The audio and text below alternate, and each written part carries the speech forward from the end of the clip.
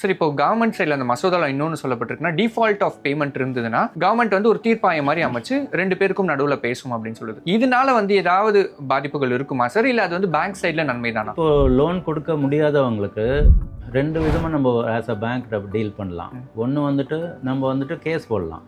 ஏன்னா அது வந்து சட்ட ரீதியாக அது வந்து அவைலபிள் ஆப்ஷன் எல்லாருக்குமே. நம்ம ஒரு கேஸ் போடலாம், அந்த கோர்ட்டில் வந்துட்டு தீர்மானிப்பாங்க. அது வந்து எவ்வளோ கொடுத்தாங்க, எவ்வளோ கொடுக்கல, மீதி எவ்வளோ கொடுக்கணும்னு தீர்மானிப்பாங்க. அதுக்கு தகுந்த மாதிரி அவங்க கொடுத்தாகணும். அது ஒரு ப்ரொசீஜர் இருக்குது. பட் அது கொஞ்சம் லாங் ரன் ப்ரொசீஜர். இப்போது இந்த மசோதாவில் கவர்மெண்ட் என்ன சொல்லியிருக்காங்கன்னா, அவங்க வந்துட்டு ஆம்பட்ஸ் பர்சன் அப்படின்ட்டு கவர்மெண்ட்லேயே அப்பாயிண்ட் பண்ணுவோம், ஒரு டிஸ்ட்ரிக்டில் ஆம்பட்ஸ் பர்சன் அப்பாயிண்ட் பண்ணுவோம் அப்படிங்கிற மாதிரி போட்டிருக்காங்க. கோர்ட்டில் வந்து நெகோஷியேட் பண்ண மாட்டாங்க. ஆம்பட்ஸ் பர்சன் நெகோஷியேட் பண்ணுறதுக்கு ஒரு வாய்ப்பு இருக்குது. சப்போஸ் நான் என்னால் வந்துட்டு 50,000 கட்ட முடியல, 25 கட்டுறேன், 30 கட்டுறேன் அப்படின்னு சொல்லும்போது அந்த நிறுவனமாக வரும்போது ஆம்பட்ஸ் பர்சன் முன்னாடி நம்ம நெகோஷியேட் பண்ணி செட்டில் பண்ணுறதுக்கு வாய்ப்பு அதிகமாக இருக்குது. அந்த ஒரு டிப்பிக்கல் கோர்ட் ப்ராசஸ் மாதிரி அவ்வளோ லேட் ஆகாது. இது வந்து கொஞ்சம் ஃபாஸ்ட்டாக நடக்கும்.